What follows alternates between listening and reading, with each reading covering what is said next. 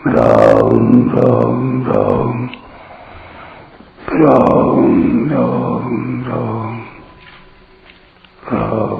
राम राम नारायण नारायण। विशेष बात, विषय सेवन करने से परिणाम में विषयों में राग आसक्ति ही बढ़ती है, जो कि पुनर्जन्म तथा संपूर्ण दुखों का कारण है। विषयों में वस्तुतः सुख है भी नहीं, केवल आरंभ में भ्रमवश सुख प्रतीत होता है। विषयेंद्रिय संयोगाद यत्तद अग्रे अमृतोपमम 18 का 38। अगर विषयों में सुख होता ही तो जिनके पास प्रचुर भोग सामग्री है, बहुत बड़े बड़े धनी है, भोगी है और पदाधिकारी है, कम से कम वे तो सुखी हो ही जाते। पर वास्तव में देखा जाए तो पता चलता है कि वे तो बहुत ज्यादा दुखी और अशांत हैं। कारण यह है कि भोग पदार्थों में सुख है ही नहीं, हुआ ही नहीं, होगा ही नहीं और हो सकता भी नहीं। सुख की इच्छा अंदर रख करके फिर जो भोग भोगे गए, उन भोगों से धैर्य नष्ट हुआ, ध्यान नष्ट हुआ, रोग पैदा हुए, चिंता हुई, व्यग्रता हुई, पश्चाताप हुआ, बेइज्जती हुई, बल गया, धन गया, शांति गई एवं प्रायः शोक, दुख, उद्वेग आए। ऐसा ये परिणाम विचारशील व्यक्ति के प्रत्यक्ष देखने में आता है। भर्तृहरि ने वैराग्य शतक में लिखा है, भोगान भुक्ता वयमेव भुक्ता स्तपो न तप्तम वयमेव तप्ता कालो न यातो वयमेव याता तृष्णान जीर्णा वयमेव जीर्णा। जिस प्रकार स्वप्न में जल पीने से प्यास नहीं मिटती, उसी प्रकार भोग पदार्थों से न तो शांति मिलती है और न जलन ही मिटती है। मनुष्य सोचता है कि इतना धन हो जाए, इतना संग्रह हो जाए, इतनी अमुक अमुक वस्तुएं प्राप्त हो जाए और शांति मिल जाएगी। किंतु उतना हो जाने पर भी शांति तो नहीं मिलती। उल्टे वस्तुओं के मिलने से उनकी लालसा और बढ़ती है। न जातु काम कामानाम उपभोगे न शाम्यति हविषा कृष्ण वर्तमेव भूय एवाभिवर्धते। धन आदि भोग पदार्थों के मिलने पर भी और मिले और मिले और मिले, ये क्रम चलता ही रहता है। परंतु संसार में जितना धन धान्य है, जितनी सुंदर स्त्रियां हैं, जितनी उत्तम वस्तुएं हैं, वे सब की सब एक साथ किसी एक व्यक्ति को मिल भी जाए तो भी उनसे उसे तृप्ति नहीं हो सकती। यत् पृथिव्याम व्रीह्यवम हिरण्यम पशव स्त्रियः एकस्यापि न पर्याप्तम तस्मात् तृष्णाम परित्यजेत। इसका कारण यह है कि जीव अविनाशी परमात्मा का अंश है और चेतन है, और भोग पदार्थ नाशवान प्रकृति के अंश हैं और जड़ हैं। अब चेतन की भूख जड़ पदार्थों के द्वारा कैसे मिट सकती है?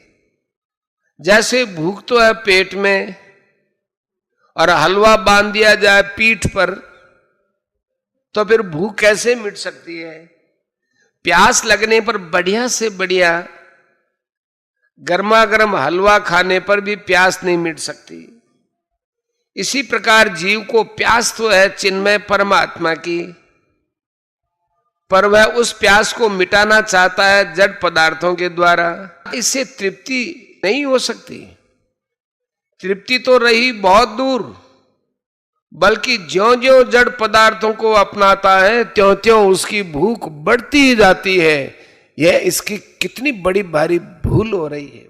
साधक को सोचना चाहिए कि वह आज ही ये दृढ़ विचार कर ले कि मुझे भोग बुद्धि से विषयों का सेवन करना ही नहीं है।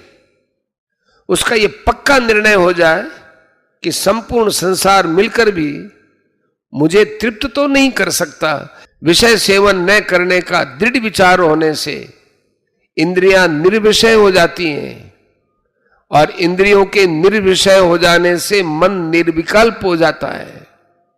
मन के निर्विकल्प होने से बुद्धि स्वतः सम हो जाती है और बुद्धि के सम हो जाने से परमात्मा की प्राप्ति का स्वतः अनुभव हो जाता है। गीता 5वां अध्याय 19वां श्लोक। क्योंकि परमात्मा तो सदा ही प्राप्त है। विषयों में प्रवृत्ति होने के कारण ही उनकी प्राप्ति का अनुभव नहीं हो पाता।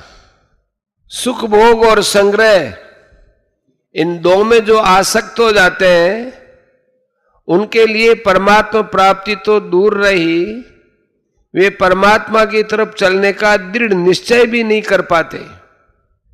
गीता 2 अध्याय का 44वां। भोग ईश्वरीय प्रसक्ता नाम तया परहित चेतसाम व्यवसायत्मिका बुद्धि समाधौ न विधीयते।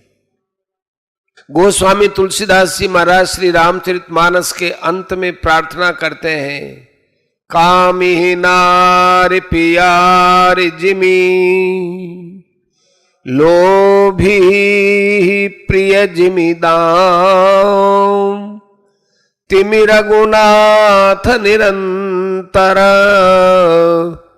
प्रिय लागौ मोहिरा।